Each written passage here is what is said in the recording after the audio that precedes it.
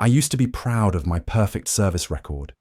16 years without a single mistake, without a moment's hesitation. Station 7, third ring, Eastern Quadrant. That was my world. Then, 43 days ago, something changed. I heard the Emperor's voice in my sleep, and I haven't truly slept since. My name is Cassius Vohl, fourth-generation servitor attendant, and I'm terrified. Not of dying. Death would be a mercy at this point. I'm terrified of what the Emperor is showing me. They built the Imperial Creed on the foundation that he's a silent god, suffering in divine martyrdom. That's a lie. He's screaming. Has been screaming for 10 millennia, and only now has he found someone who can hear him. Me. A nobody attendant who just wanted to serve faithfully and die with honor. Instead, I'm becoming something else. And I don't know if I'll survive the transformation. Chapter 1. The Keeper's Routine. My hands had not trembled in 16 years of service. That was the first thing they trained out of us when we took the oaths. The physical manifestations of fear, doubt, or weakness. I stood at Station 7, third ring, Eastern Quadrant of the throne room, my augmented eyes fixed on the nutrient flow gauge that monitored one of 10,000 life support conduits, feeding the Emperor's decaying form. The gauge read optimal. It always read optimal. In my entire tenure, I had never seen it fluctuate by even 1/10 of a percentile. Yet I watched it with the intensity of a man waiting for the universe to end. Because that was my purpose. That was the purpose of all 300 of us who served in the throne room. To watch systems that never failed, to monitor perfection, to bear witness to the slow eternity of the Emperor's vigil. The throne room exists in a state beyond normal comprehension. It is vast. They say you could fit the entire Cathedral of St. Macarius inside just the antechamber. The Golden Throne itself sits at the center, a monument of archaeotech and faith, surrounded by machinery that hums with power older than the Imperium itself. The air tastes of ozone and incense, of the sacred unguent oils used to anoint the machines, of the psychic residue that clings to everything like morning frost. Above us, the ceiling disappears into darkness, punctuated by lumens that could be stars, or could be the eyes of servo skulls, watching our every move. Below, the floor is a mosaic of ceramite and gold, depicting the Emperor's conquest of Terra in the age before memory. I had walked these floors so many times, I could trace every tile by touch alone. My shift began at 0400 Terran Standard. I would stand at my station until 1600, 12 hours without rest, without food, without water. My augmented physiology required little of such things anymore. The Mechanicus had seen to that when I took my oaths, metabolism regulators, muscle enhancement servos, neural suppressors to dull the ache of standing motionless for half a day. The other attendants stood at their stations in similar silence. We were not permitted to speak unless addressing a crisis. We were not permitted to turn our heads from our appointed instruments. We were certainly not permitted to look directly at the Golden Throne itself, though its presence dominated the room like gravity dominates a planetary well. I knew the names of perhaps a dozen of my fellow attendants, though we had served together for years. Magos Attendant Krell stood at the primary cogitator station, his red robes pristine, his mechadendrites interfacing with screens that displayed data streams beyond my comprehension. Servitor Prime Yana monitored the psychic dampening field generators. Critical work. For if those fields failed even for a moment, the psychic scream of the Emperor's dreams would burn out every mind in the palace. Sister Hospitaller Maria tended the medical servo arms that administered what passed for healthcare to a being beyond biology. There were others, shadows in gilded robes, their faces hidden behind rebreathers and augmetic visors. We existed in a hierarchy so complex that most of us barely understood our place in it. At the top sat the custodian guard, the Emperor's golden armored bodyguards who moved through the throne room like angels of death. Their very presence, a reminder that we served at the sufferance of beings who could kill us without breaking stride. Below them, the Mechanicus adepts who understood the technology that kept the Emperor alive. Below them, the Sisters Hospitaller, who tended flesh rather than machine. And at the bottom, attendants like myself, human enough to understand our duty, augmented enough to perform it without failure. I had been selected for this duty at age 14, plucked from the Schola Progenium where I had trained since childhood. They tested me for loyalty, for intelligence, for psychological stability. They examined my genetic markers for any taint of mutation or heresy in my lineage. They put me through trials that killed 12 of my fellow candidates before the selection was complete. When I passed, they opened my skull and installed the neural implants that would link me to the monitoring systems. They rebuilt my eyes with augmetic sensors that could detect radiation, chemical composition, energy fluctuations. They strengthened my bones with ceramite bracing and my muscles with synthetic fibers. They made me into something between human and machine, perfect for my purpose. My family had wept with pride when I took my oaths. I was the first of our bloodline to serve in the Imperial Palace itself. My father, a clerk in the administratum, had presented me with a small aquila pendant that had been in our family for 6 generations. I wore it still, hidden beneath my robes, though such personal effects were technically forbidden.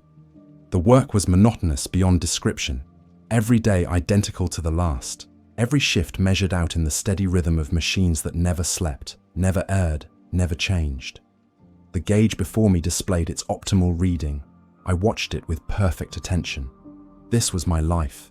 This was my honor. At hour 7 of my shift, Custodian Tribune Valoris made his rounds.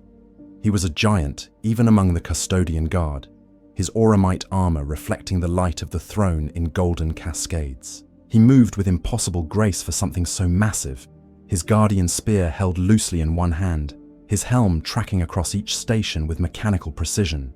He paused at my station for exactly 3 seconds. I counted, as I counted everything. His helm turned toward me. I felt, rather than saw his gaze, a weight that pressed against my mind. Then he moved on, satisfied that I remained true to my duty. These small moments of acknowledgement were the closest we came to recognition. The custodians knew our names, knew our histories, knew the exact measure of our capabilities. They also knew the statistics. The average tenure of a throne room attendant was 43 years before psychological degradation required removal from service. I was in my 16th year. I had decades left to serve. I allowed myself a moment of pride in that thought. Decades more of this perfect, monotonous, holy duty. Decades more of watching the gauge that never changed. Decades more of standing in the presence of the Emperor himself, the master of mankind, the Lord of humanity. I did not know then that this was my last day of normal service, that by the time my shift ended, something would have changed forever, that the dreams were already reaching out, searching for a mind strong enough to bear them. The gauge read optimal. I watched it with perfect attention, and somewhere in the depths of the Golden Throne, something vast and ancient stirred in its eternal sleep. Chapter 2. The first night, sleep had always come easily to me before my augmentation. After, it required careful management. The neural regulators needed exactly 7 hours to cycle through their maintenance protocols, and my body required at least 5 hours of actual rest to process the day's accumulated fatigue. I had refined my sleep schedule to the minute over 16 years of service. That night, I followed my routine with the same precision I brought to my duties. My quarters were small, 3 meters by 4, barely large enough for a narrow cot, a footlocker, and a small shrine to the Emperor that all palace servants maintained. The walls were bare ceramite, the ceiling low enough that I could touch it without stretching. A single lumen strip provided light. It was more than many in the Imperium would ever have. I performed my evening ablutions. I recited the prayer of thanks for another day of service. I checked the seals on my augmetics and applied sacred oils to the connection ports where metal met flesh. I set my internal chronometer to wake me in exactly 7 hours. I lay down on my cot, closed my eyes and prepared for the neural regulators to engage. Sleep came, and with it, something else. I was standing in the throne room, but wrong. The dimensions were skewed, angles that should have been perpendicular meeting at slopes my eyes couldn't properly focus on. The golden light of the throne had become a sickly green, pulsing like a gangrenous wound. The air tasted of ash and burning hair. Dream logic told me this was normal. I walked to my station, but the floor stretched beneath my feet, each step covering kilometers. The other attendants were at their posts, but their faces were wrong. Too many eyes, or none at all. Mouths that opened onto darkness. Hands that ended in things that weren't fingers. I tried to speak, to call out, but my voice emerged as a sound like grinding stone. The gauge before me no longer read optimal. It read numbers that changed too fast to follow, that spiraled into mathematical impossibilities, that spelled out words in their fluctuations. Witness, the numbers said. Remember, endure. And then I was not alone. Something vast filled the throne room, not visible, not exactly, but present in the way gravity is present, in the way you know you're being watched even in perfect darkness. It had the weight of ages, of consciousness so old and deep that standing in its attention felt like standing at the edge of an abyss that stared back. Words came, but not in any language I knew. They bypassed my ears entirely and wrote themselves directly into my mind in letters of fire. My servant, my witness, my keeper. The voice was the Emperor's. I knew it with certainty beyond logic. I had never heard him speak, would never hear him speak in the waking world. His voice had been silent for 10,000 years. But in this dream, in this impossible place, he spoke with a clarity that shattered thought. You have stood watch faithfully. Now you must stand watch truly. Images flooded through me. Horus raising his hand in rebellion. The birth scream of Slanesh tearing a hole in reality. The Emperor fighting his most beloved son on a warship above Terra. A sword plunging down. A psychic howl that killed billions. A golden throne that was meant to be a weapon becoming a cage. I saw the Emperor's perspective. What it was like to perceive the warp in its totality. To see every possible future and every damned past. To hold back the tide of chaos through will alone, while his body withered and his mind stretched across light years of psychic space. I saw what he saw even now. The Astronomicon burning in his mind like a pillar of fire, consuming 1,000 psychers a day to fuel its light. The slow rot of the Imperium, bureaucracy calcifying into dogma, hope curdling into mere survival. The Webway project, that great dream, shattered and lost, infested with demons who clawed at the wards he maintained, even while dreaming. I saw his pain. 10,000 years of it, uninterrupted, unmediated. The agony of a body kept barely alive through technology that was torture in itself. The worse agony of a mind forced to watch his vision crumble while unable to act, to speak, to guide. And I saw why he showed me this. Someone must remember. Someone must know. The custodians know duty. The adepts know function. But you must know truth. I wanted to scream. The knowledge was too vast, too terrible. My mind was a teacup, and he was pouring an ocean into it. But I couldn't scream, couldn't move, couldn't escape. I could only witness as he had commanded. More images. The Emperor before his internment, walking among his people, speaking with mortal humans, laughing at a joke one of his remembrances had made. The Emperor during the Great Crusade, standing at the prow of a flagship, his psychic might breaking armies before they could engage. The Emperor in ages before that, moving through human history under different names, guiding, protecting, preparing humanity for its destiny among the stars. And then, the Emperor as he was now. Not the corpse god the ecclesiarchy whispered about. Not the golden savior the imperial creed proclaimed. Something else, something vast and terrible and still fighting, every single second of every single day, holding back horrors that would devour reality itself if his will faltered for even an instant. I dream of what was, so I do not forget what must be. And you will dream with me, my servant. You will carry this knowledge. You will remember when I cannot. The dream shattered. I woke screaming, my augmetic voice harsh enough to crack the lumen strip in my ceiling. My body was rigid, every muscle locked, my neural regulators flooding my system with so many alerts that my vision filled with warning icons. The chronometer showed I had been asleep for exactly 17 minutes. My hands were shaking. I stared at them, at the tremor they had trained out of me 16 years ago, now returned with a vengeance. The pendant my father had given me had burned itself into my chest. I could smell my own seared flesh, where it had heated to impossible temperatures against my skin. I tried to stand and fell immediately, my legs refusing to obey. My mouth tasted of copper and ozone. My eyes watered, not from emotion, but from the sheer psychic pressure that had passed through me, leaving after images burned into my retinas. The dream was already fading, as dreams do, but the memory remained with perfect clarity.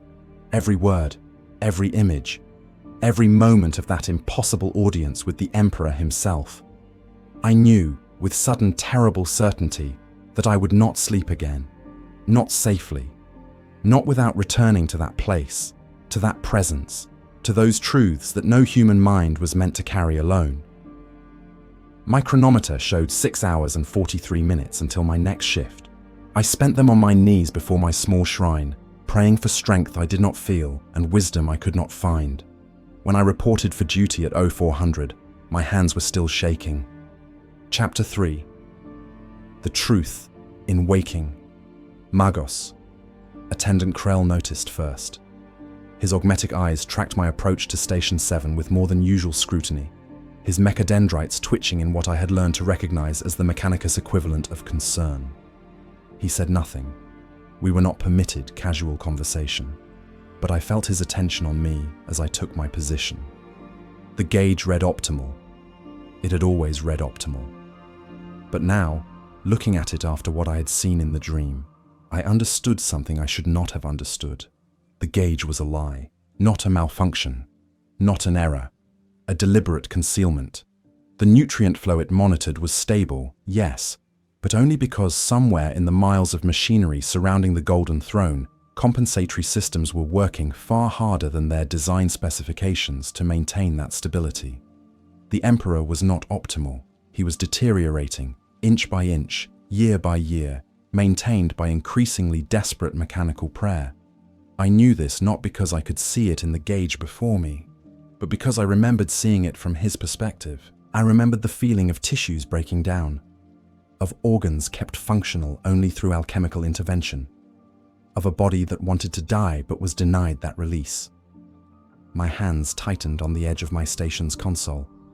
The tremor worsened. At hour 3, Sister Hospitaller Maria approached. She moved with the quiet grace of her order, her white robes pristine, her augmetic diagnoster scanning me without her needing to raise it. I kept my eyes on the gauge.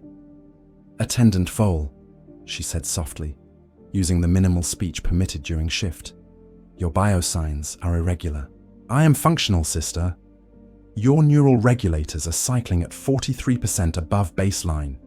Your heart rate is elevated. I said I am functional." The words came out harder than I intended.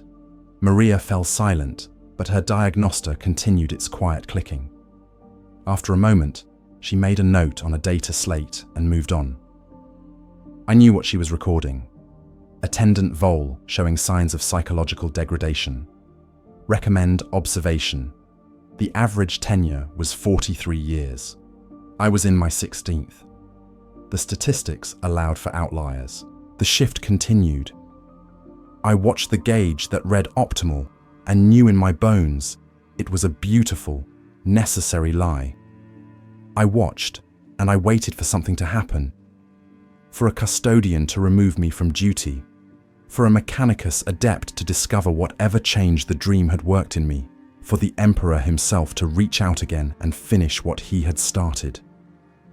Nothing happened. The day was identical to every day before it. Except I was not identical.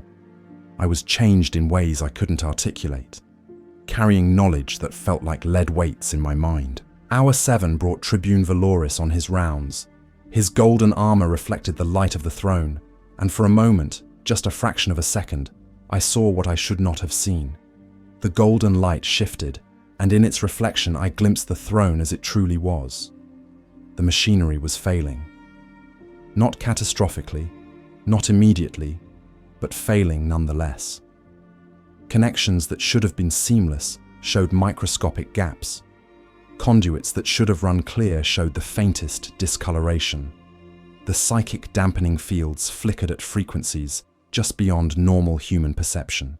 And the Emperor was conscious, not asleep, not hibernating in some golden dream, awake and aware and in agony, every moment of every day, maintaining the Astronomicon through sheer force of will, while his body slowly transformed into something that was neither alive nor dead nor undead, but something else entirely, a psychic beacon burning human life as fuel. I gasped. Couldn't help it. The sound was soft, barely audible over the omnipresent hum of machinery, but Tribune Valoris heard. His helm snapped toward me with the speed of a combat-ready response. For 3 seconds, I counted. He stared at me. In that moment, I knew that he knew.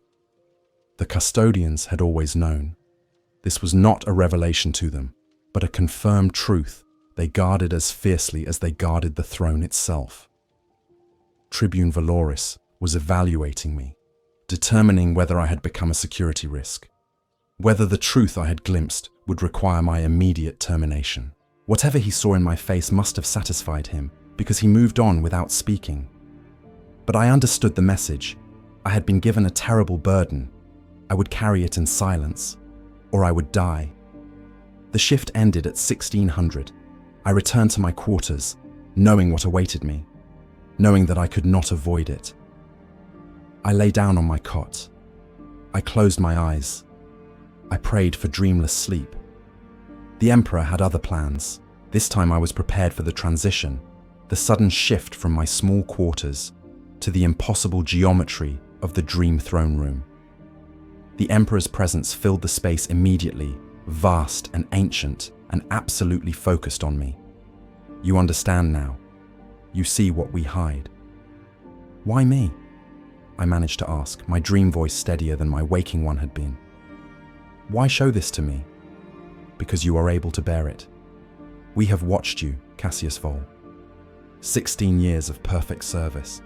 16 years of faith maintained through monotony that would break lesser souls. You are strong enough. Strong enough for what? Images again. But these were different from the first night. These were focused, purposeful. The Emperor was showing me something specific. I saw the throne room as it would be in a year, then 5 years, then 10.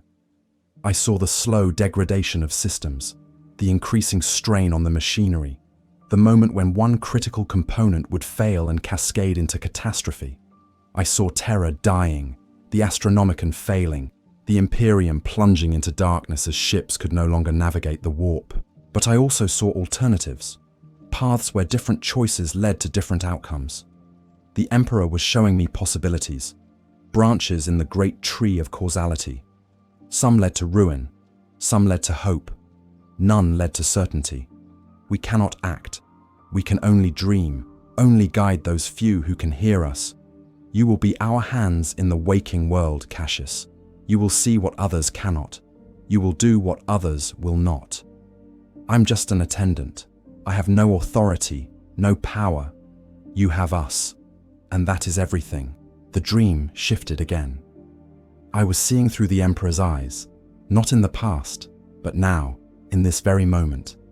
I saw the throne room from his perspective, saw every attendant at their stations, saw Tribune Valoris completing his rounds, saw the Mechanicus adepts performing their endless maintenance rituals, and I saw the warp, the roiling chaos beyond reality, the sea of souls, the demon-haunted nightmare that pressed against the barrier between dimensions. I saw the wards the Emperor maintained, vast structures of psychic force that held back the tide, that kept the webway portals sealed, that prevented Terra itself from becoming a gateway to hell.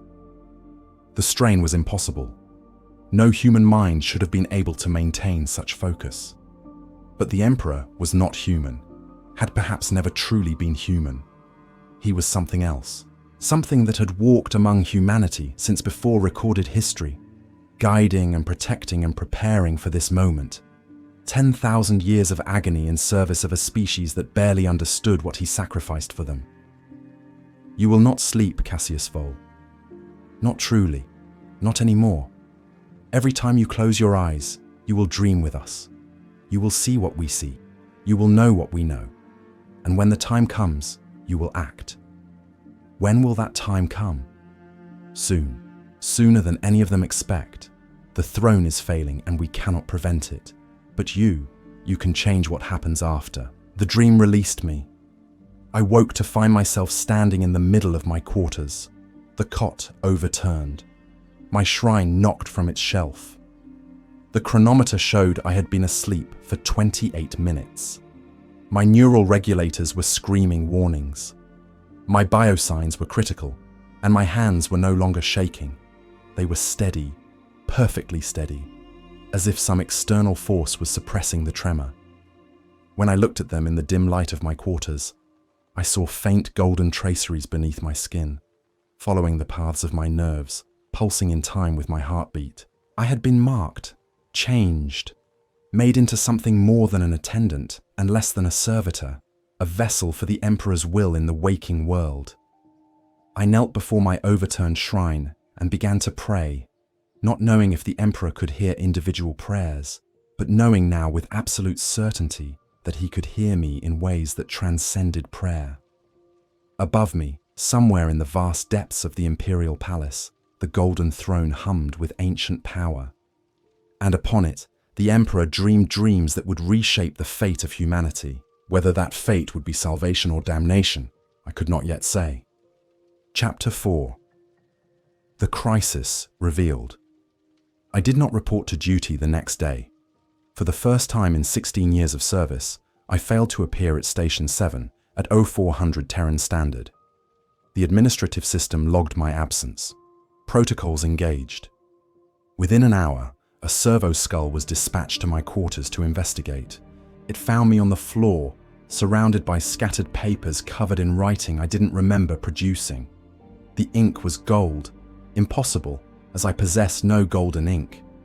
The script was High Gothic mixed with other languages I shouldn't have known. Proto-Colchisian, ancient Terran dialects lost since before Old Night, mathematical proofs that described psychic phenomena in purely geometric terms. I had been writing for 9 hours straight. The papers covered every surface of my small room. My hands were stained gold to the wrists. My eyes, according to the servo skull's pict capture, were glowing with the faintest amber light. The skull transmitted its findings. The response was immediate and overwhelming. Custodian guard arrived first, 3 of them moving through the narrow corridors of the attendant quarters with their guardian spears held ready. They secured the room's entrance while Tribune Valoris himself entered, his massive frame barely fitting through my doorway. He looked at me on the floor. He looked at the papers scattered everywhere. He looked at my golden-stained hands and glowing eyes. When he spoke, his voice was the first I had ever heard from a custodian, deep and resonant, and absolutely controlled. "What have you done, attendant?" I tried to answer. Couldn't. My mouth moved, but the words wouldn't form. Whatever had possessed me during the night had left my vocal cords temporarily paralyzed. Instead, I pointed at the papers, at the writing, at the proof of what had happened. Valoris picked up the nearest sheet. His eyes, enhanced far beyond even my augmetic vision, scanned the text in milliseconds. His entire body went rigid. He read another sheet, then another. His free hand clenched on his guardian spear hard enough that I heard the metal creak. "Seal this room," he commanded. "No one enters or leaves. Summon Magos Dominus Cowl immediately. Code Alpha Throne. Tell him the Emperor has spoken." The other custodians moved with purpose. Energy barriers sprang up across my doorway. Servo skulls established a security perimeter. Within minutes, my small quarters had become one of the most heavily guarded locations in the Imperial Palace. I sat on my overturned cot and waited. My voice still locked, my hands still stained gold, while Tribune Valoris read every single paper I had produced in my involuntary trance. Magos Dominus Belisarius Cowl arrived within the hour, an impossible response time that spoke to the severity of the situation. He was ancient, even by Mechanicus standards, his body more machine than flesh, his consciousness distributed across multiple cogitator cores. He entered my room as a collection of servo arms and mechadendrites that assembled themselves into something vaguely humanoid. His optical sensors focused on me with an intensity that made my augmetic eyes ache. When he spoke, his voice was layered with binary cant and machine code that my neural implants translated automatically. Fascinating. The subject shows signs of direct psychic contact with a consciousness of unprecedented magnitude. The golden discoloration is not ink, but psychoreactive material manifested through localized reality distortion. The written material contains information that should not exist outside the most secured archives of Mars. He picked up one of the papers, and his analysis became more excited. This schematic, it's a modification to the Golden Throne's primary life support system, a reconfiguration that would increase efficiency by 0.47%. Small but significant over 10,000 years of operation. Valoris's voice was hard. Can you verify its authenticity? The mathematics are sound, more than sound, elegant. This is not the work of a deranged mind, but of a consciousness that understands the throne's function at a fundamental level. Carl's attention shifted back to me. Who gave you this information, attendant? My voice finally unlocked. The Emperor. The silence. The kind of silence that precedes either violence or revelation. Cole's mechadendrites twitched through a complex pattern that I had learned meant he was processing information at maximum capacity. Valoris remained perfectly still, but I could feel the psychic pressure of his attention, the way a custodian's mind could press against yours if they chose. Explain, Valoris commanded. So I did. I told them about the first dream, the second, the visions of the throne as it truly was, not as we pretended it to be, the Emperor's consciousness reaching out, selecting me for reasons I still didn't fully understand, marking me as a vessel for his will in the waking world. I showed them my hands, where the golden traceries beneath my skin had become more pronounced, forming patterns that resembled circuit diagrams and mystical sigils in equal measure.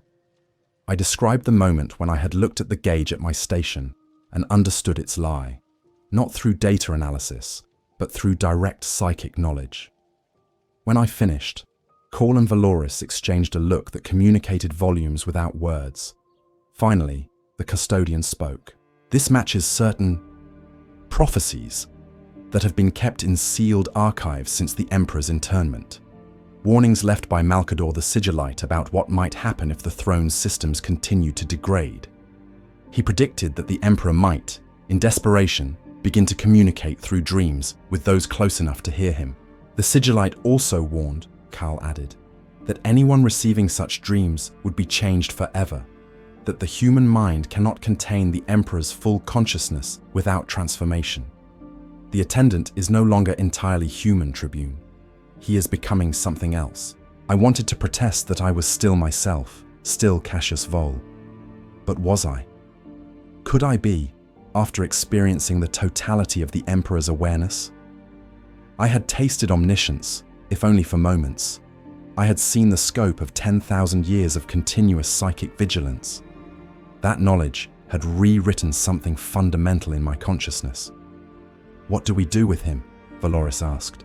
The modifications he's written, Call said, gesturing at the scattered papers, need to be implemented immediately. If they come from the Emperor himself, delaying could be catastrophic. But more than that, we need to understand what else he knows. The Emperor has been silent for millennia. If he's choosing to speak now, through this vessel, then something critical must be approaching. You want to use him as an oracle. I want to give the Emperor a voice. Isn't that what we've all been praying for? Tribune Valoris was quiet for a long moment. Then he knelt, actually knelt, before me, bringing his golden helm level with my eyes. "Attendant Vohl, can you still perform your duties?" I thought about Station 7, about the gauge that read optimal, about the 16 years of perfect, monotonous service.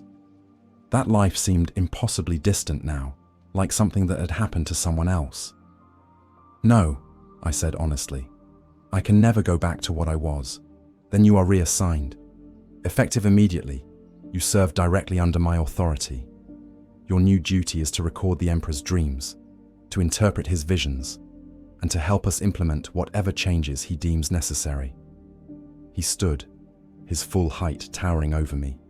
"And may the Emperor have mercy on your soul for the burden he's placed upon you." That day marked the end of my life as an ordinary attendant, and the beginning of something I still struggle to define.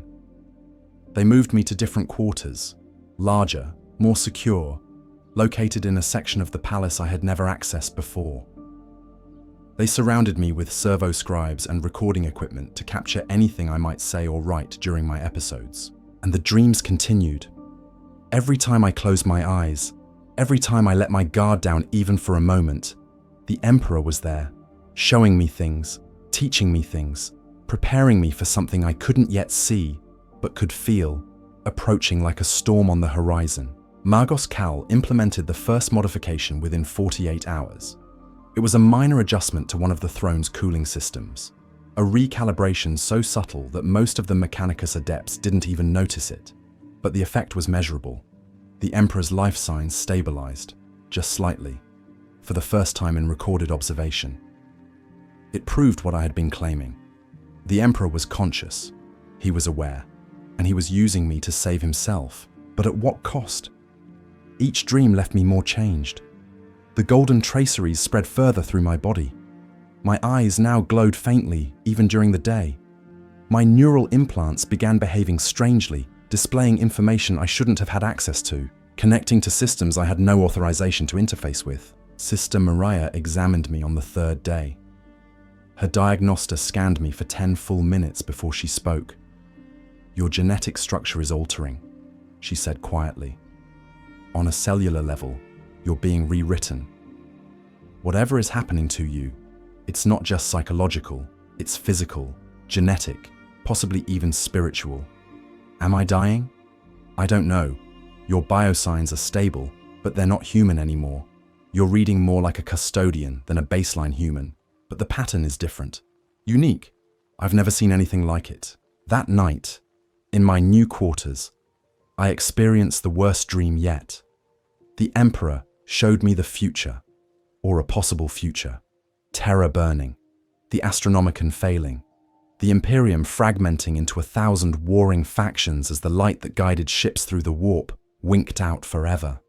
Chaos swallowing world after world, humanity's slow extinction across 10,000 years of regression and horror. And at the center of it all, the Golden Throne, finally failing, its ancient mechanisms grinding to a halt. The Emperor's body crumbling to dust. His consciousness, unmoored from its physical anchor, screaming out across the galaxy one final time before fragmenting into a billion psychic echoes. I woke screaming. Custodian guards burst into my room, spears ready. They found me levitating 3 feet above my bed, surrounded by golden light, speaking in a voice that was not entirely my own. The throne is failing. The Astronomicon dims. The seal on the webway weakens. We have endured for 10,000 years, but endurance has limits. Something must change. Something will change. Prepare, our faithful. The age of dreams is ending. The age of action approaches. The voice ceased. I fell back to the bed, unconscious. When I woke again, Tribune Valoris was standing over me with an expression I couldn't read. "The Emperor has issued a command through you," he said. "The first direct order we have received in 10 millennia. And it terrifies me, attendant, because I do not know if we are capable of following it." What did he command? That we prepare for his death and for what comes after. Chapter 5. The Choice. They convened a council in a chamber I had never known existed, a room deep within the Imperial Palace where only the highest authorities were permitted. Lord Commander of the Imperium Roboot Guilliman presided, his massive Primarch frame barely contained by the throne they had prepared for him. To his right sat representatives from the Adeptus Mechanicus, including Fabricator General Katrina Locke. To his left, the Captain General of the Adeptian Custodies and several high-ranking members of the Inquisition. And at the center of the chamber, bound to a medical throne and surrounded by monitoring equipment, sat me. I was the evidence. I was the prophet. I was the living proof that the Emperor still possessed consciousness and will. My glowing eyes scanned the assembled powers of the Imperium, and I felt their fear like a physical pressure. Not fear of me, fear of what I represented. Guilliman spoke first, his voice carrying the authority of 10,000 years and the weariness of a demigod who had watched his father's dream crumble. Attendant Vohl, we have read the transcripts of your dreams. We have examined the modifications you've provided. We have verified, insofar as possible, that you are indeed receiving communion from the Emperor himself. He leaned forward, his perfect features creased with concern. But what you've told Tribune Valoris about preparing for his death requires clarification. Are you claiming the Emperor intends to die? No, Lord Guilliman, I said, my voice steadier than I felt. He intends to transform. The Golden Throne is a cage, but it's also a chrysalis. He's been preparing for 10,000 years, enduring agony so that humanity would have time to grow, to spread, to become strong enough to survive what's coming. And what is coming? This from Inquisitor Lord Torquemada Cotias, his ancient face harsh with skepticism. Speak plainly, attendant. The Inquisition has dealt with false prophets before. I met his eyes, and for a moment I wasn't looking with my own vision, but with the Emperor's. I saw Cotias's soul, a hard thing, scarred by centuries of fighting darkness, but fundamentally loyal, fundamentally true. I saw his deepest fear, that everything he had sacrificed, everyone he had killed, might have been for nothing. The Great Rift has changed the equation, I said, speaking words that came from somewhere deeper than my own knowledge. The cicatrix maledictum was a symptom, not a cause. The warp is bleeding into reality because reality itself is weakening. The Emperor holds back the tide, but he cannot do so forever. Not as he is. Not bound to a dying form on a failing throne. Magos. Dominus Cal's mechadendrites twitched with interest. You're describing a fundamental shift in the balance between materium and immaterium.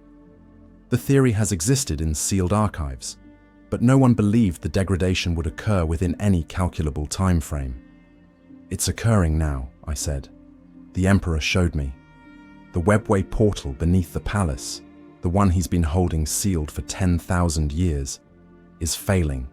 Not catastrophically, not yet. But the demons press harder every year. The psychic wards erode. Within a century, maybe less, the seal will break. Silence. The kind of silence that accompanies the revelation of an extinction-level threat. Captain General Trajan Valoris, different from Tribune Valoris, though both were custodians, spoke with the weight of his office.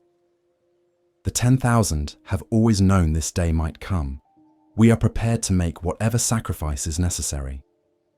Even if that sacrifice is the Emperor himself, Guilliman asked quietly. Especially then, our duty is to protect humanity, not to preserve any single life, even his. But that's the point, I interrupted, drawing shocked looks for my presumption in speaking before being addressed. He doesn't want to be preserved. The Golden Throne was never meant to last forever. It was a stopgap, a way to buy time. He's used that time to search for another path, and he's found one.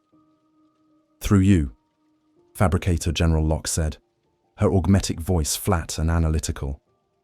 You are the conduit, the mechanism by which he communicates his plan. I'm one conduit, I corrected. There are others, or there will be.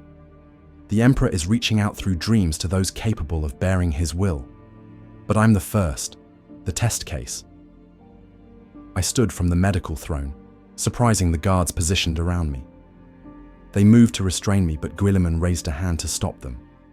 I walked to the center of the chamber, and as I did, the golden traceries beneath my skin began to glow brighter, spreading across my entire body in patterns that resembled the circuit diagrams of the Golden Throne itself. "He's showing me now," I said, my voice taking on harmonics that weren't entirely human. "The choice he's offering, the path he's prepared." The room darkened, not physically, the lumens still burned, but psychically, as if reality itself was making space for something vast to manifest. The assembled powers of the Imperium drew weapons, raised psychic wards, prepared for threat. But what appeared wasn't hostile. It was a vision, projected directly into every mind present, bypassing eyes and ears to write itself onto consciousness itself. We saw the Golden Throne as it could be, not maintained through desperation and prayer, but rebuilt with knowledge we had lost, upgraded with technology we had dismissed as heresy. We saw the Emperor's consciousness transferred, not destroyed, but migrated into a new form.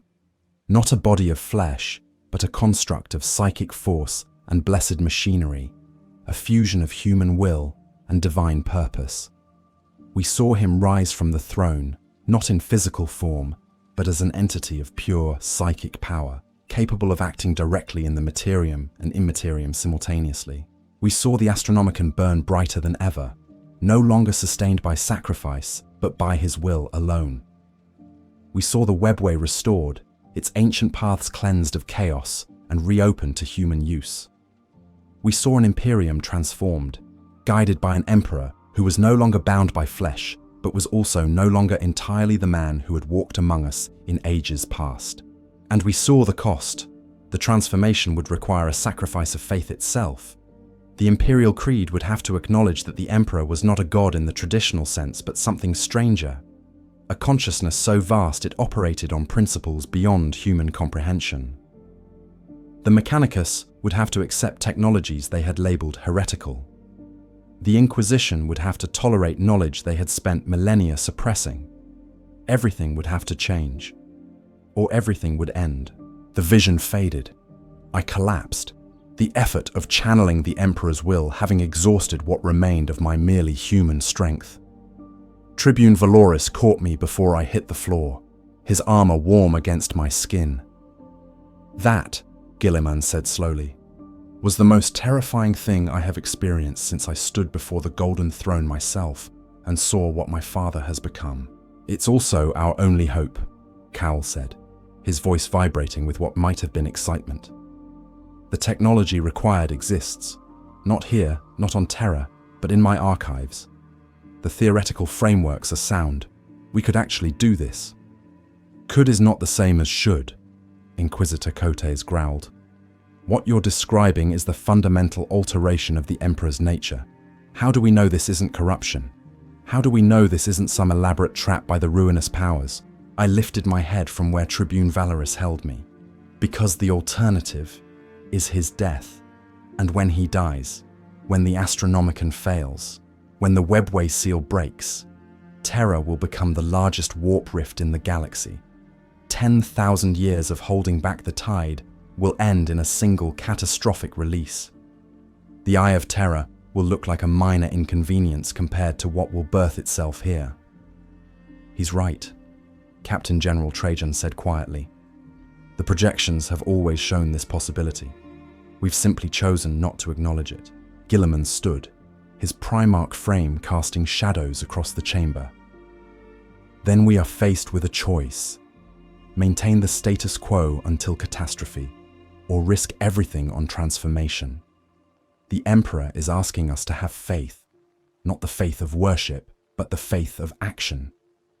"There's another consideration," Fabricator General Locke said. "If we begin this project, it cannot be hidden. The modification to the Golden Throne will be extensive. Word will spread. The entire Imperium will know we're tampering with the Emperor's resting place. The political consequences could be apocalyptic." "Let them be," Guilliman said firmly. "My father built this Imperium on truth, not comfortable lies. If we must shatter 10,000 years of dogma to save it, then that is what we will do." He turned to me, his eyes, the eyes of a Primarch, touched by the Emperor's own genius. seeing something in me that I couldn't see in myself. Attendant Vohl, you have been given a burden no human should bear. The Emperor has chosen you as his voice in these final days. Can you continue? Can you endure more of these visions, knowing each one changes you further from what you were? I thought about the man I had been. Cassius Vohl, 4th generation servitor attendant, standing at Station 7 watching a gauge that always read optimal. That man was gone, burned away by divine fire. What remained was something else. Something that still remembered being human, but could never truly be human again. I don't have a choice, I said simply. None of us do. The Emperor is moving. After 10,000 years of stillness, he's finally moving. We can move with him, or we can be left behind. The council continued for 6 more hours, but the decision had been made in that moment. They would proceed. They would rebuild the Golden Throne. They would attempt the impossible transformation of the Emperor himself. And I would be the bridge, the living conduit between his will and their action. When the council finally adjourned, Tribune Valoris carried me back to my quarters. As he laid me on my bed, he spoke for only the second time I could remember. The Emperor chose well, Cassius. You have more courage than most warriors I've known. I'm terrified, I admitted. Good. Only the terrified can truly be brave. He left me then, alone with my thoughts and the certainty that soon, very soon, I would close my eyes and dream again. And in those dreams, the Emperor would show me the next step, the next modification, the next piece of the impossible puzzle.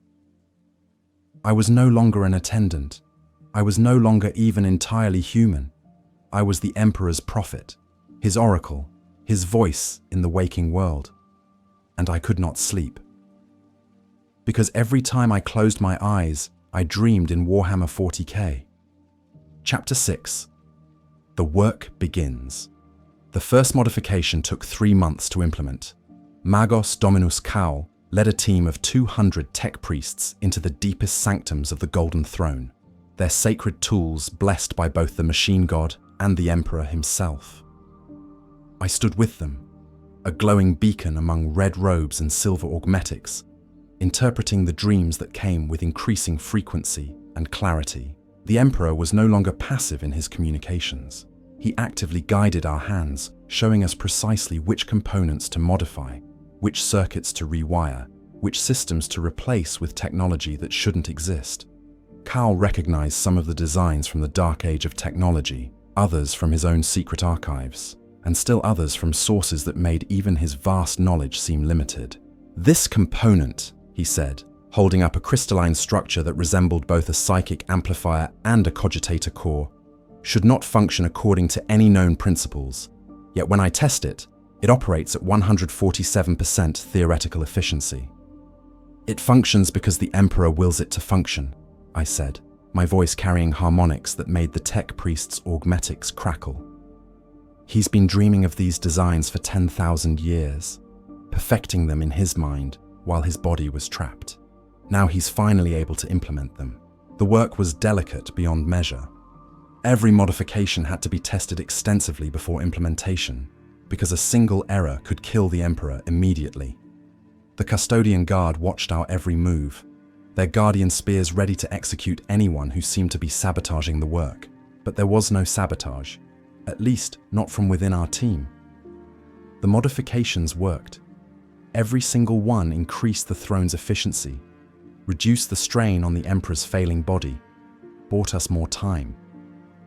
After the first month, the psychic pressure emanating from the throne room decreased by 3%, a small number that represented an immeasurable reduction in the Emperor's constant agony. The dreams showed me his relief, not joy.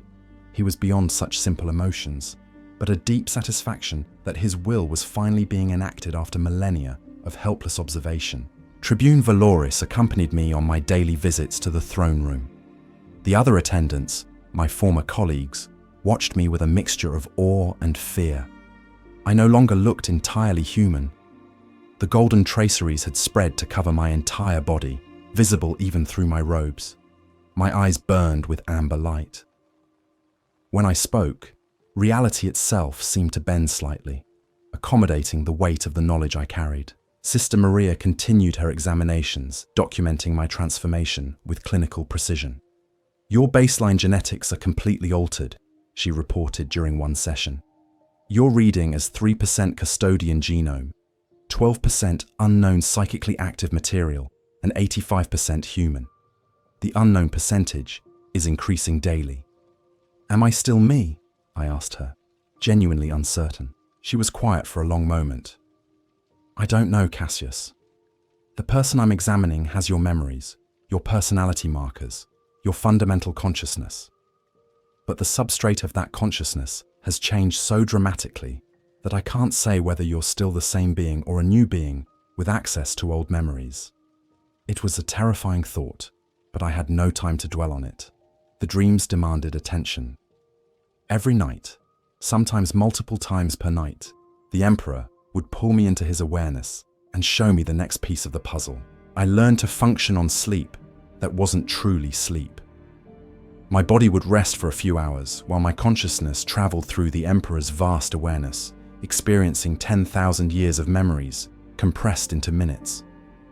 I witnessed his battles during the Unification Wars, his grief at Horus's betrayal, his rage at Magnus's catastrophic mistake, his resignation as he settled onto the Golden Throne, knowing it meant 10 millennia of torture but accepting it as necessary. And I learned why he had chosen me specifically. It wasn't random. The Emperor had been watching the attendants for centuries, evaluating each one for the necessary combination of faith, stability, and psychic potential.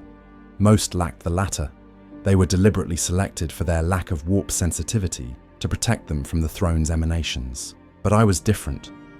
My family line carried a recessive gene for minor psychic ability, suppressed enough to pass the screening, but present enough for the Emperor to work with. Combined with my 16 years of unwavering service and my augmented physiology, I was the perfect vessel, strong enough to bear his will without breaking, flexible enough to change without shattering, faithful enough to trust without question. "You were always meant for this, Cassius," the Emperor told me during one dream. "From the moment you were born, we saw this possibility. We are sorry for the burden, but grateful for your strength." By the 3rd month, the modifications were progressing faster than anyone had dared hope. The psychic dampening fields were operating at new efficiency levels. The life support systems showed improvement. The Emperor's biological readings, though still critical, had stabilized in ways they hadn't for recorded millennia. And then the first disaster struck. It started during a routine modification to one of the throne's psychic regulators. Carl was implementing a design I had provided from a dream 3 nights prior. The component was in place, the connections were secure, the activation sequence was proceeding normally. Then reality hiccuped. It was a tiny fluctuation, lasting less than a second, but in that instant, the psychic barriers between the throne room and the webway portal weakened infinitesimally. Just enough for something to notice. Just enough for something to try to push through. Alarms screamed. The custodian guard moved with instant precision, their weapons charging. Call's mechadendrites worked frantically at the controls, trying to reinforce the barriers. And I felt it. The demon on the other side of the failing seal. A thing of pure malice and hunger. One of thousands that had been throwing themselves against the Emperor's wards for 10,000 years. Now sensing a moment of weakness and lunging forward with insane, desperate hope. Without thinking, I stepped forward and pressed my golden-traced hands against the nearest throne component. I opened myself fully to the Emperor's will, becoming a pure conduit for his power. Golden light erupted from my body, flooding through the machinery, reinforcing the psychic barriers with raw divine force. The demon recoiled, its scream audible even through dimensions. The barriers held, the fluctuation corrected. The crisis passed. I collapsed, bleeding from my eyes, nose, and ears. Sister Maria was there immediately, her medical servo arms working to stabilize me, while her diagnosta screamed contradictory readings. I had just channeled enough psychic power to kill 100 men, but I was alive. transformed further, changed again, but alive. That, Call said shakily, his usually steady vocoder betraying actual fear, should have killed you. The psychic load you just channeled would have burned out a sanctioned psyker in milliseconds. The Emperor protected me, I said, my voice raw. He won't let me die until the work is complete. Tribune Valoris helped me to my feet. What you just did, that was not human ability. You directly interfaced with the Golden Throne's psychic regulators without the proper ritual preparation or protective wards. By all rights, you should be a smoking corpse. I'm not human anymore, I said, finally accepting the truth I had been avoiding. I'm something else, something the Emperor is making me into. And when the transformation is complete, I don't know if Cassius Vohl will even exist anymore. The work continued, but with new urgency and new precautions. Every modification was now double and triple checked. The custodian presence around the throne room tripled, and I was monitored constantly, with multiple redundant systems tracking my biosigns in case I suddenly lost control of the power flowing through me. But the Emperor's dreams showed me the truth. The near disaster had been a warning. We were running out of time faster than we'd thought. The webway seal was degrading not gradually, but exponentially. Within a year, maybe less, it would fail completely.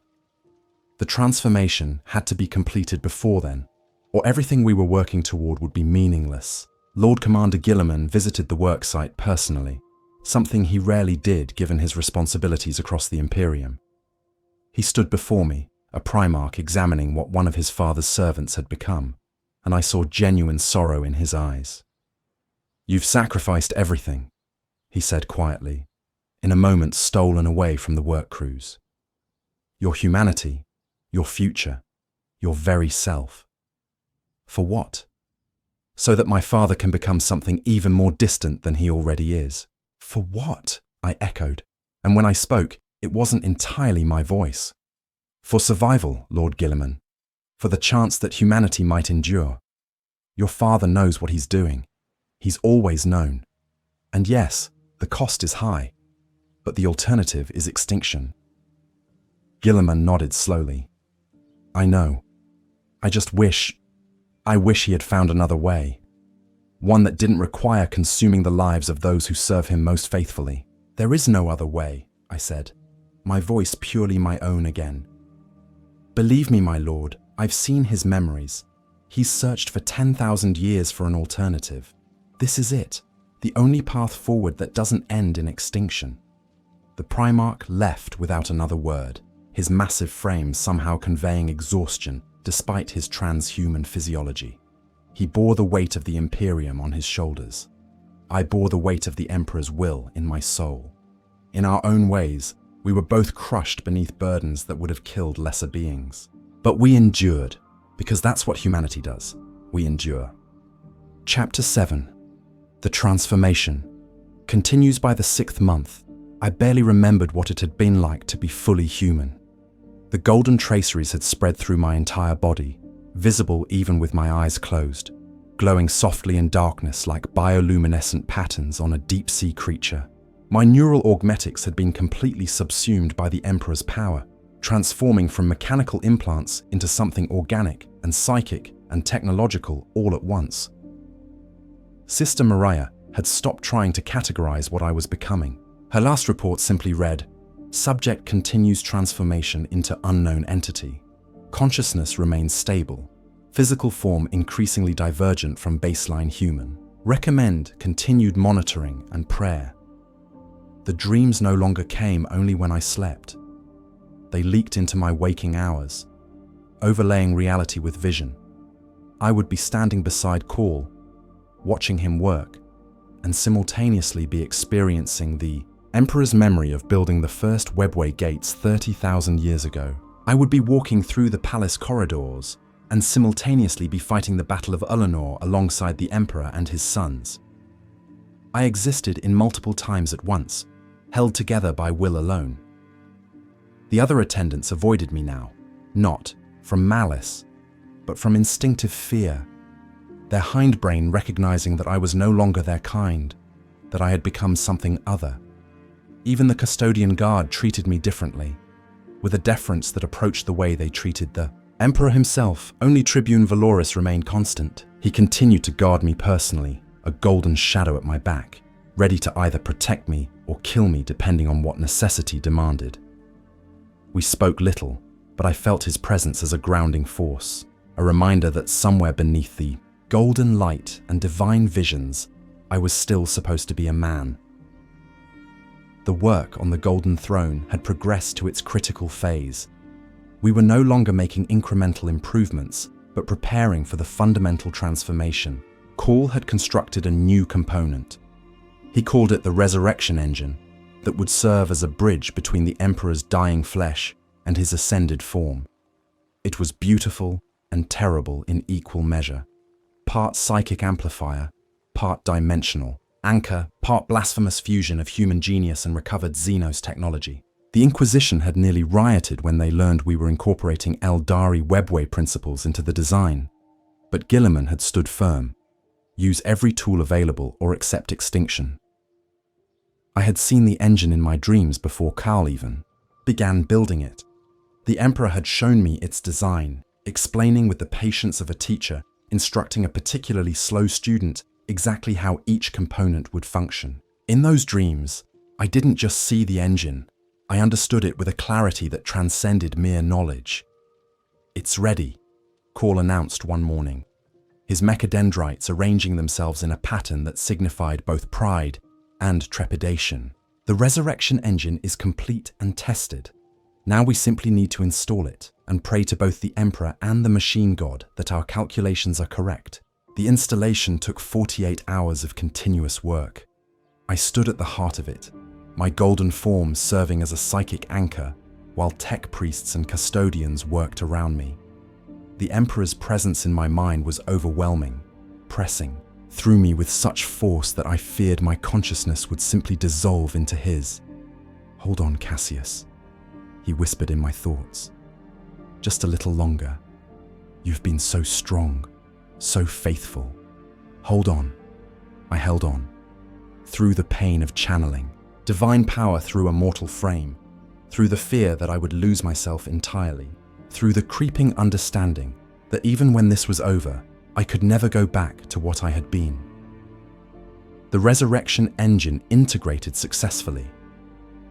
The moment it activated, the entire throne room lit up with golden radiance. The Emperor's life signs, stable for months, suddenly spiked, not failing, but strengthening. For the first time in 10,000 years, he was healing.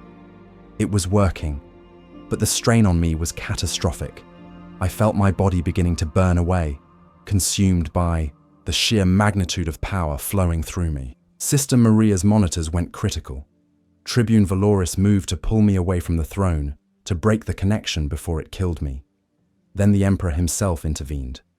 I felt his consciousness fully focus on me for the first time. Not a portion of his attention, not a fragment of his vast awareness, but his complete and absolute focus. In that moment, I understood what it meant to stand in the full light of the Emperor's regard. He was remaking me, not destroying, not consuming, but transforming, taking what remained of Cassius Vohl and reshaping it into something that could endure his presence, that could serve as his prophet and voice and hand in the world.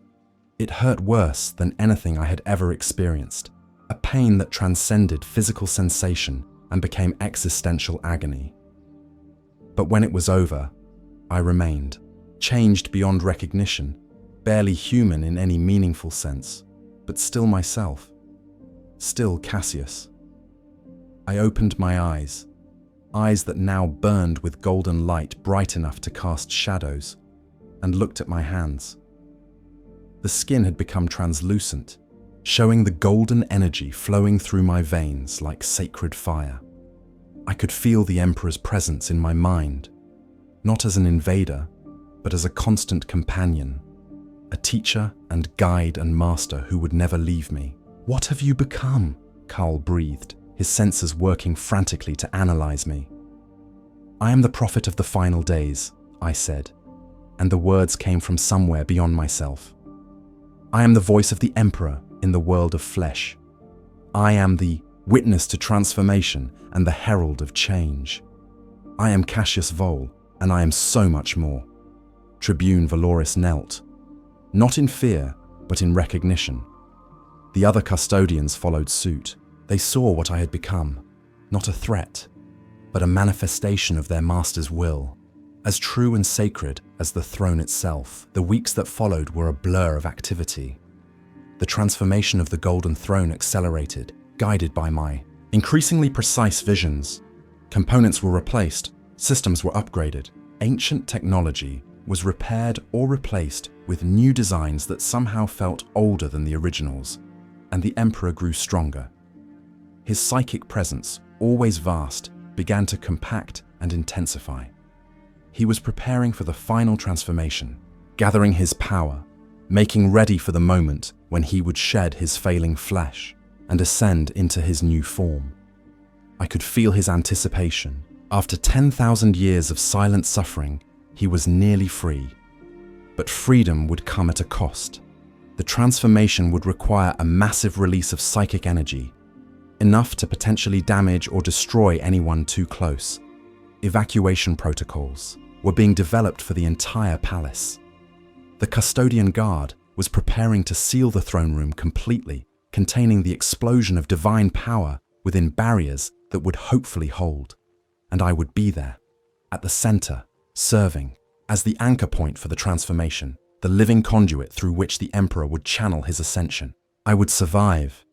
He had promised me that. But what I would be afterward, even he couldn't fully predict. Lord Commander Guilliman visited me one final time before the transformation. We stood in my quarters, surrounded by piles of documents, covered in my writing, prophecies and warnings and instructions for the new era that was coming. "Are you afraid?" he asked me directly. Terrified, I admitted, but also grateful. I was chosen for this. Out of all the billions in the Imperium, your father chose me. How can I feel anything but honored, even knowing the cost? "You're a better man than I am," Guilliman said quietly. "I've been given 10,000 years of life and still struggle with my purpose. You've been given 6 months of transformation and you've accepted it with more grace than I could manage. You carry a different burden, my lord. I only have to be faithful. You have to be wise. I think wisdom is harder." He smiled slightly, the first genuine smile I'd seen from the Primarch. "Perhaps you're right. Well then, Cassius Vohl, prophet of the final days. When this is over, when my father is transformed and the Imperium is changed forever, what will you do?" I looked at my golden hands, at the light flowing through my translucent skin, at the reflection in the polished metal of the wall, showing a being that barely resembled the man I had been. "I'll continue to serve," I said simply. "It's what I was made for. It's what I'll always do, until the Emperor no longer needs me, or until I finally fade away into the light I carry." "I hope it doesn't come to that," Guilliman said. "The Imperium will need men like you, men who have seen the Emperor's truth and lived to tell of it. Then I'll do my best to survive," I promised. Though I think survival might mean something very different for me now than it did 6 months ago. The Primarch left. I stood alone, in my quarters, surrounded by visions of possible futures, and waited for the final dream to come. Chapter 8. The Final Dream. They called it the Day of Ascension, though no one truly knew if that name would prove accurate or bitterly ironic. The entire Imperial Palace had been evacuated except for essential personnel. 200 tech priests, 100 custodian guard, a handful of inquisitors to bear witness, and me. I stood at the base of the Golden Throne, my transformed body glowing with power that made the air shimmer around me. Above, the Emperor's withered form lay encased in 10,000 years of accumulated machinery and faith. His presence in my mind was calm, patient, ready. "This is it, Cassius," he whispered. "Thank you for carrying us this far. Now carry us just a little further." Magos Dominus Caul, activated the resurrection engine. The device hummed to life, its impossible geometries shifting as it began to draw upon the Emperor's psychic power. Golden light erupted from the throne, filling the chamber, transcending the physical to become something visible in the warp itself. I opened myself completely, becoming a pure conduit.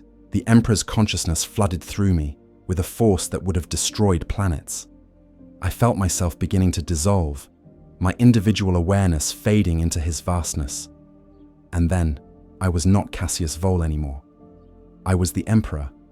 I was seeing through his eyes, feeling with his senses, understanding with his 10,000-year-old wisdom. I saw the truth of humanity laid bare. Every soul in the Imperium visible to me as points of light in an infinite darkness. I saw the Astronomicon, that great beacon I had maintained through agony, and understood that it was not just light, but hope itself made manifest. Every ship that followed it home was a prayer answered. Every soul it guided was a promise kept. Saw the demons in the webway, creatures of pure malice that had been clawing at my wards for millennia, and I felt not hate but pity. They were slaves to their nature, trapped in the same way I had been trapped, unable to be anything other than what they were. I saw my sons, those who had remained loyal and those who had fallen. I saw Robute standing in the palace corridors, his face set in grim determination. I saw the traitor Primarchs in their demon worlds, twisted beyond recognition, and felt sorrow for the children they had been before corruption took them. I saw the future, not one future, but thousands, branches of possibility spreading like a great tree. Some led to extinction, humanity slowly dying across millennia as the Imperium crumbled. Some led to stagnation, eternal survival but eternal suffering, unchanging for 100,000 years. And some, just a few, led to triumph, humanity evolving, ascending, becoming something magnificent. The path to those triumphant futures required my transformation, required this moment, required the sacrifice of flesh to transcend into something greater. I began to rise from the golden throne. Not physically, my body remained where it had lain for 10,000 years, but spiritually, psychically, my consciousness, expanding beyond the prison of dead flesh. The resurrection engine channeled that expansion, shaped it, gave it form and structure rather than letting it dissipate into formless power. I was becoming something new, not the man I had been before, the Heresy, not the corpse god the Imperium had worshipped, something between and beyond, a consciousness of pure psychic force, anchored to reality through faith and technology, capable of acting directly in both material and immaterial realms. It was glorious. It was terrifying. It was necessary. But as I rose, I felt Cassius beginning to fail.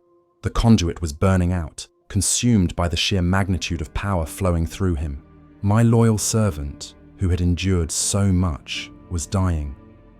No, I would not permit it. He had served faithfully, suffered terribly, transformed completely, all in my name. I would not let him perish in the moment of triumph.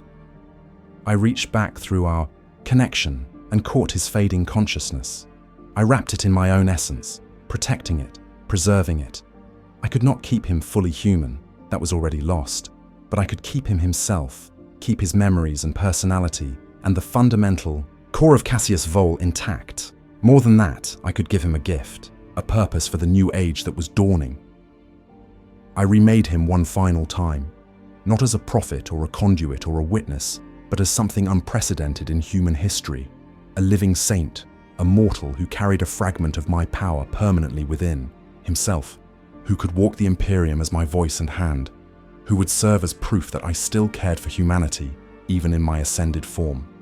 The transformation completed. I released my hold on Cassius's consciousness and let him return to himself. I was suddenly back in my own body, gasping on the floor of the throne room.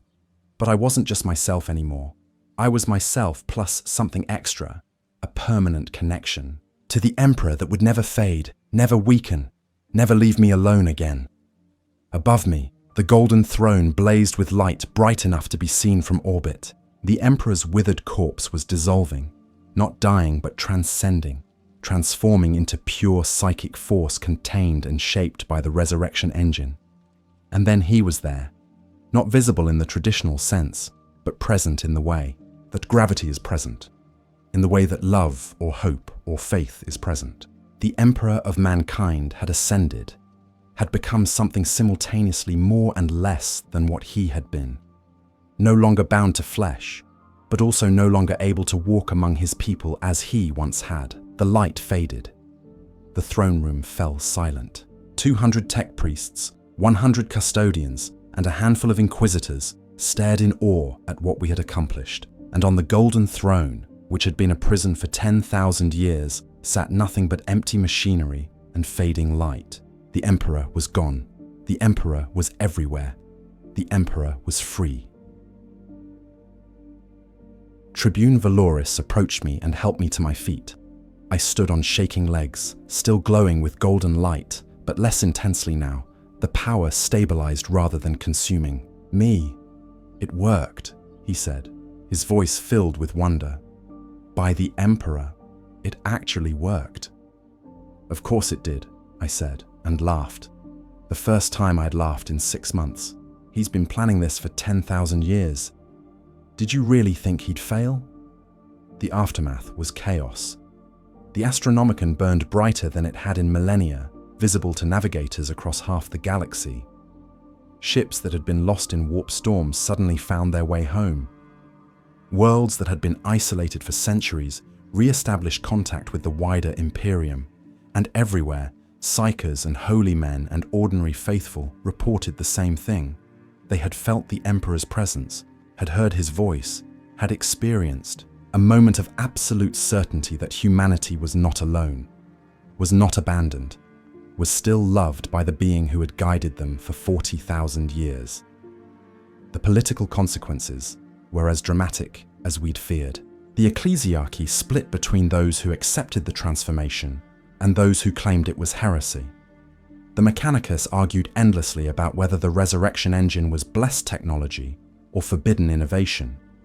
The Inquisition investigated every aspect of the transformation, searching for any hint of chaos corruption.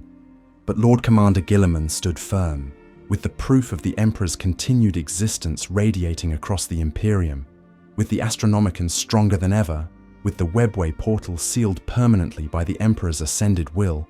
Opposition crumbled. This was the new reality.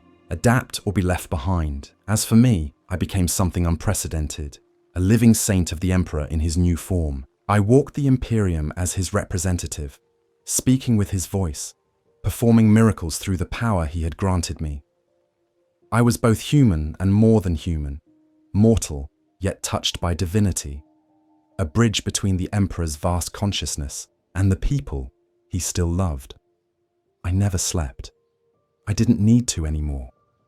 The dreams that had tormented me for 6 months were gone, replaced by a constant background awareness of the Emperor's presence. He was always there, a warm golden light, in the back of my mind, guiding me, protecting me, speaking through me when necessary. Sometimes I missed being just an attendant. I missed the simplicity of watching a gauge that read optimal, the clarity of purpose that came from a single, uncomplicated duty. But I wouldn't trade what I had become for anything. I had been chosen by the Emperor himself, transformed by his will, made into living proof that he still cared about humanity. A century passed, then another. My body didn't age, sustained by the fragment of divine power within me. I walked through Imperial history as it unfolded, always serving, always faithful, always carrying the Emperor's message to those who needed to hear it. And sometimes, late at night when the galaxy was quiet, I would remember the man I had been. Cassius Vohl, 4th generation servitor attendant, standing at Station 7 in the throne room, watching a gauge that always read optimal. That man was gone, but he had not been destroyed. He had been transformed, had become something greater, while still remaining himself at his core. And in that transformation, he had helped save humanity from extinction. The Emperor had been right to choose me. I had been strong enough to endure, And now, for all the centuries to come, I would continue to serve as I had always served, faithfully, completely, unto the very end of days. This is my testimony. I am Cassius Vohl, who could not sleep because the Emperor dreamed. And through those dreams, I helped him rise again. Remember this, when you look up at the Astronomicon burning bright in the sky, remember that he suffered for 10,000 years so that you might live. Remember that he transformed not to abandon you, but to better protect you. And know that he is with you still, watching over humanity with love that transcends flesh and time and mortality itself. This is the truth I carry. This is the message I bring. The Emperor protects. He always has. He always will. In this have faith. 3 weeks after the ascension, Lord Commander Guilliman summoned me to his strategic chamber. The room was vast, dominated by a hololithic display showing the entire Imperium in flickering green light. Thousands of worlds, hundreds of sectors, all connected by the thin threads of warp routes that the Astronomicon made possible. Cassius, he said without preamble, we have a problem. I approached the display, my golden eyes scanning the data. A cluster of worlds in Segmentum Pacificus was marked in red. Rebellion, or worse. The details scrolled past my vision faster than any normal human could read, but I absorbed them instantly, a benefit of my transformation. The Reclamation Worlds, I said. They're claiming the Emperor's ascension is proof that the ecclesiarchy has been lying to them for 10,000 years. They're threatening secession. Worse than threatening, Guilliman said grimly. They've already killed 3 missionary delegations we sent to explain the truth. They're calling it the Great Betrayal. 43 billion souls, Cassius, about to tear themselves apart in religious civil war because they don't understand what happened. I studied the worlds in question, agricultural planets mostly, providing food for the surrounding sectors. If they fell into chaos, billions more would starve. The ripple effects could destabilize a quarter of Segmentum Pacificus. You want me to go to them? I want you to show them, Guilliman corrected. They won't believe our words.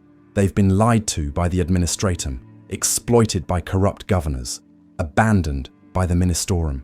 But you carry his presence. They'll feel it when they see you. They'll know the truth. And if they try to kill me like they killed the missionaries, the Primarch smiled without humor. Then you demonstrate why killing a living saint is significantly more difficult than killing a priest. The journey to the Reclamation Worlds took 4 weeks aboard a Navy transport. I spent that time in meditation, communing with the Emperor, preparing for what was to come. He showed me visions of these worlds, their histories, their grievances, their fears. He showed me the corrupt cardinal who had ruled them for 70 years, who had lived in luxury while his flock starved, who had used the Emperor's name to justify every atrocity. No wonder they were angry. No wonder they felt betrayed when they learned the Emperor they had worshipped was not what they had been told. We made planetfall on Reclamation Prime, the system's capital world. The starport was empty except for armed militia, their laser guns, pointed at our ship with the desperate hostility of people who had nothing left to lose. I walked down the ramp alone, my golden form impossible to miss in the dim light of their dying sun. "Stop right there," shouted their leader, a woman with burn scars covering half her face, evidence of the ecclesiarchy's harsh punishments for dissent. "We don't want any more of your lies." I stopped, raised my hands in a gesture of peace. "I bring no lies," I said, and my voice carried across the starport with unnatural clarity. "I bring only truth, and I bring the Emperor's love for you, which has never wavered despite the failures of those who claim to speak in his name." "Love," she spat. "We were told to give our children to the Schola Progenium, to sacrifice our sons to the god, to starve ourselves so the Imperium could be fed, and all of it in the name of a corpse god who couldn't hear our prayers. That's not love. That's exploitation." "You're right," I said simply. The militia froze, confused. They had expected argument, denial, The usual doublespeak of Imperial officials, not agreement. You were exploited, I continued, walking forward slowly, letting them see the golden light that surrounded me. You were lied to by men who valued their own power more than your lives. You were abandoned by those who should have protected you. And you have every right to be angry. Then why are you here? The woman demanded, though her gun had lowered slightly. Because the Emperor is angry too. I stopped a few meters from her, close enough that she could feel the heat radiating from my transformed body. He has been trapped, helpless, forced to watch while corrupt men used his name to justify their cruelty. But he is free now, and he sent me to tell you, the exploitation ends, the lies end. The old ways that allowed your suffering are being swept away. Prove it, she said. Prove you're not just another smooth-talking priest sent to pacify us. I reached out and touched her scarred face. The burn scars had been there for 20 years, a constant reminder of the day she had questioned the Cardinal's authority and been branded as punishment. The Emperor's power flowed through my hand, golden light surrounding her head. The scars healed, not slowly, not partially, but completely. In 3 seconds, her face was whole again, the damaged tissue regenerating as if the injury had never occurred. She gasped, stumbling backward, her hand rising to touch smooth skin where ruined flesh had been. The Emperor sees you, I said softly. He has always seen you, and he is sorry for the suffering you endured in his name. Let me help you understand what really happened. Let me show you the truth, not the lies you were fed. Over the next 3 days, I walked among the people of Reclamation Prime. I healed the sick. I fed the hungry with provisions I had the Navy ship bring down. I sat in the ruins of their churches and explained, in simple terms, what the Emperor had become and why. I told them that he had never wanted to be worshipped as a god, that he had tried to prevent the Imperial cult, but had been trapped, unable to speak, unable to stop the religion that formed in his name, that he had suffered for 10,000 years, not in glorious martyrdom, but in terrible, lonely agony, maintaining the Astronomicon so that all of humanity could survive. I told them that his ascension was not abandonment, but liberation, that he was more present now than he had been in millennia, that the new age dawning would be different from what came before, harder in some ways, but more honest, more true to his original vision. And they listened. Because when I spoke, they felt his presence. The golden light that surrounded me was not just visible, but palpable, a warmth that touched something deep in their souls. They knew, with a certainty beyond logic, that I was telling the truth. By the end of the first week, the rebellion was over. Not crushed, not defeated, but transformed into something else, a reformation movement. The people of the Reclamation worlds didn't reject the Imperium. They demanded it live up to its ideals. They threw out their corrupt governors and elected new ones. They stripped the ecclesiarchy of its temporal power and rebuilt their churches on foundations of service rather than exploitation. And they sent deputations to neighboring systems, spreading the word the Emperor had ascended and everything was about to change. That first mission became the template for centuries to come. Wherever religious strife threatened, wherever the common people felt betrayed by the transformation, I went. I walked among them as a living proof that the Emperor still cared. I performed miracles not for show, but to alleviate suffering. I spoke truth in places where lies had reigned for millennia. Some welcomed me, some tried to kill me. The latter, attempts, always failed. You cannot kill something that carries a fragment of the Emperor's immortal essence. But I rarely had to use force. The golden light that emanated from my body was usually enough to convince even the most hostile that I was what I claimed to be. I saw the Imperium from angles I had never imagined during my time as an attendant. I walked through hive cities where billions lived in darkness and squalor. I stood on agri-worlds where farmers broke their backs to feed populations they would never meet. I visited forge worlds where tech priests had maintained the same rituals. For 10,000 years, never questioning, never innovating, just endlessly repeating what their predecessors had done. And everywhere I saw the same thing, faithful people trying to survive in a system that had calcified into dysfunction. The Imperium that the Emperor had built to elevate humanity had become a machine that consumed them. Not through malice, but through sheer bureaucratic inertia and the accumulated weight of 10 millennia of policies that had made sense once, but had long since become counterproductive. Guilliman saw it too. Together, we began the work of reformation. Not revolution. The Imperium was too vast, too complex for that. But steady, persistent change. Corrupt officials were removed. Unjust laws were repealed. Resources were redistributed to better serve humanity rather than just sustaining the machinery of empire. It was slow work, frustrating work. For every world we reformed, 10 more fell back into old patterns. For every corrupt official we removed, 2 more rose to take their place. But we persisted, because the alternative was to let the Imperium continue its slow slide into entropy until it finally collapsed entirely.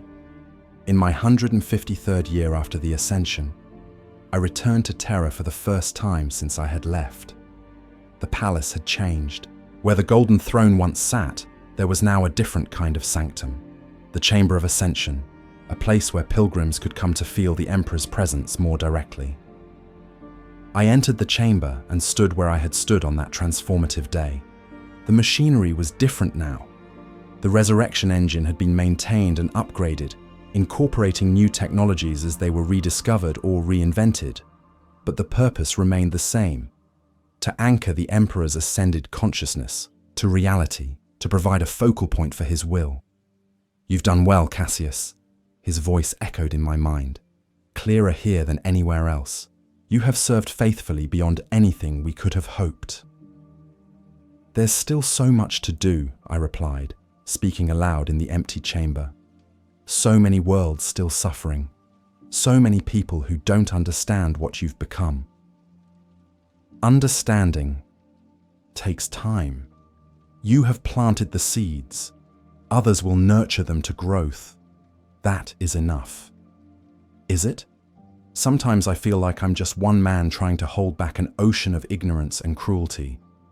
You are one man, but you carry our light.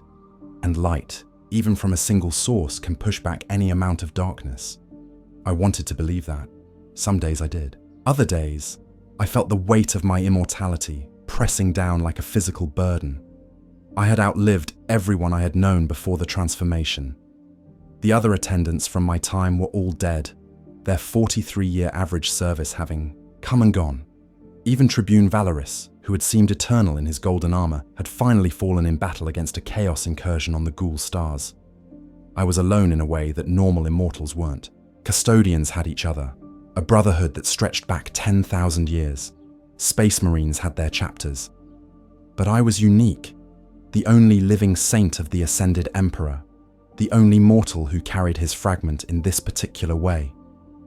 "You are not alone," the Emperor said gently, reading my thoughts as he always could. "You have us, and through us, you have all of humanity. Every soul in the Imperium is your companion, Cassius. You simply cannot see them all at once." It was meant to be comforting, but it felt like cold comfort. How could I find companionship in billions of strangers?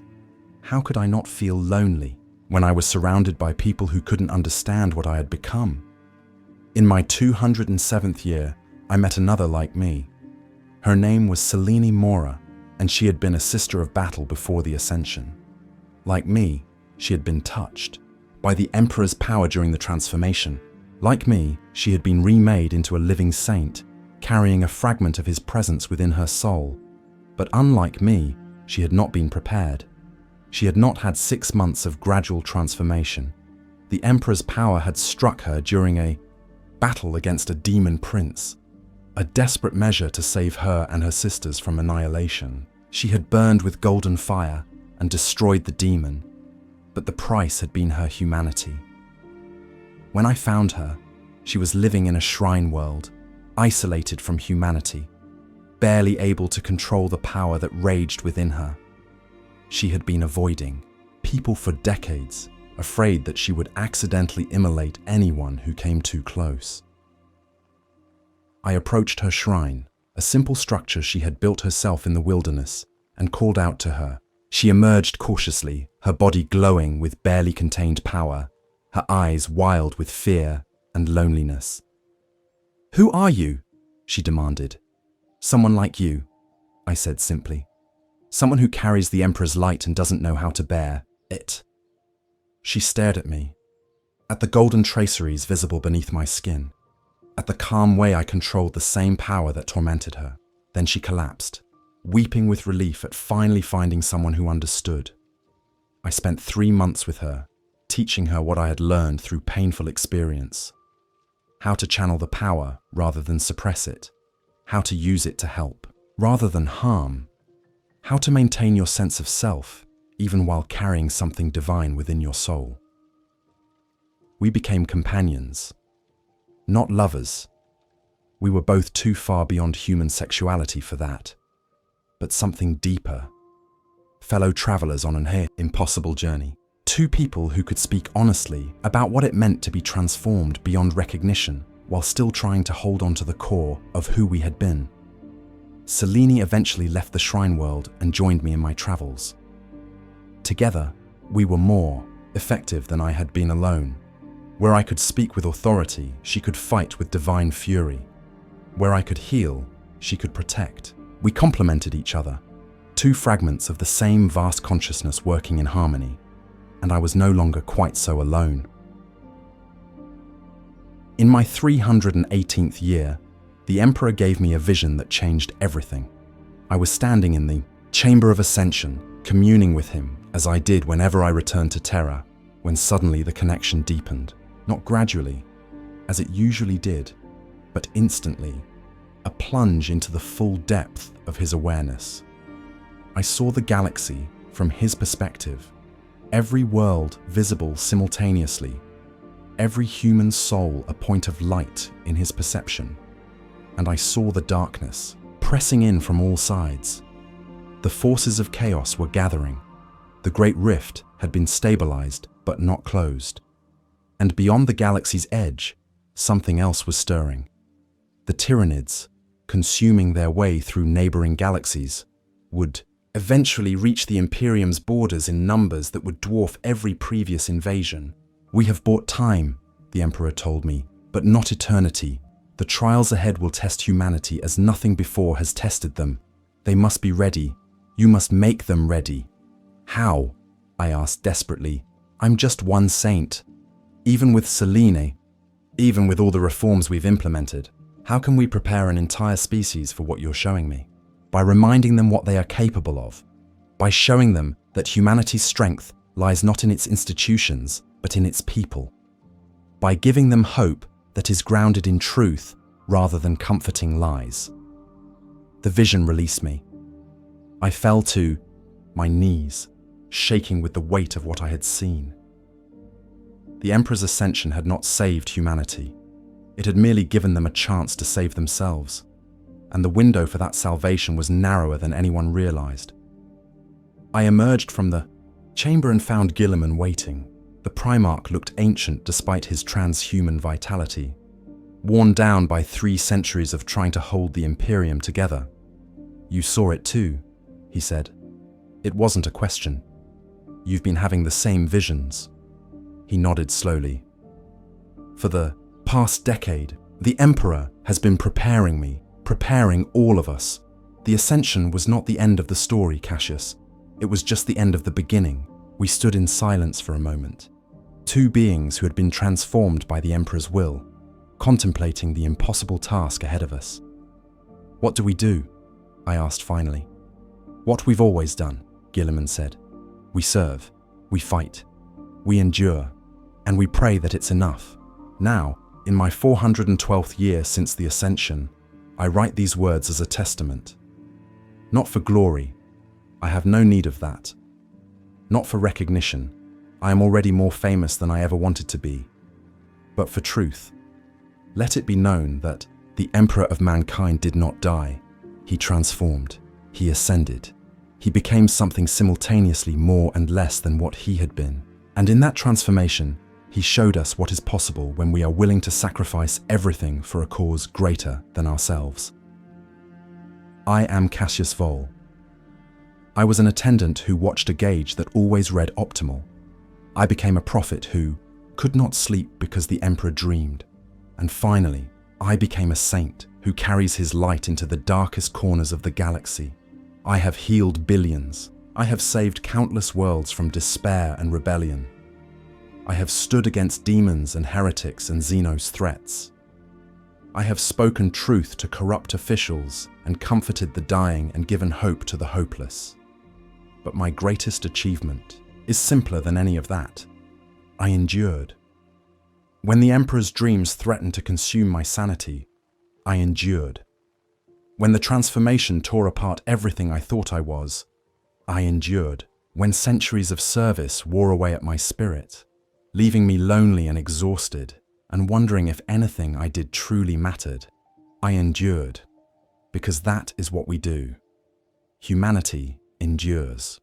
We survive horrors that would destroy lesser species. We persist in the face of impossible odds. We hold on to hope even when logic says we should despair. The Emperor chose me not because I was special, but because I was representative. I was every faithful servant who does their duty without question. Every ordinary person who rises to extraordinary challenges. Every human soul that refuses to surrender even when surrender would be easier. If I can be transformed into something magnificent, then so can humanity. If I can carry the Emperor's light without being consumed by it, then so can our species. If I can endure for 400 years and counting, then the Imperium can endure for 40,000 more. This is the truth I carry. This is the message I bring. This is my testimony, written in hope that somewhere, sometime, someone will read it and understand you are not alone. You have never been alone. The Emperor watches over you still, not as a distant god, but as a father who loves his children enough to transform himself beyond recognition to keep them safe. And when the darkness presses close, when hope seems lost, when you feel you cannot, endure another moment. Remember Cassius Vohl, the attendant who could not sleep because the Emperor dreamed. Remember that I endured. Remember that you can endure too. In this, have faith. In this, find strength. The Emperor protects. He always has. He always will. And through servants like me, through saints and heroes and ordinary people doing extraordinary things, his protection becomes manifest in the material world. This is not the end. It is not even the beginning of the end. It is merely another chapter in humanity's long struggle for survival and meaning in a hostile universe. But it is a chapter where we choose hope over despair, where we choose transformation over stagnation, where we choose to endure no matter the cost. And that choice makes all the difference.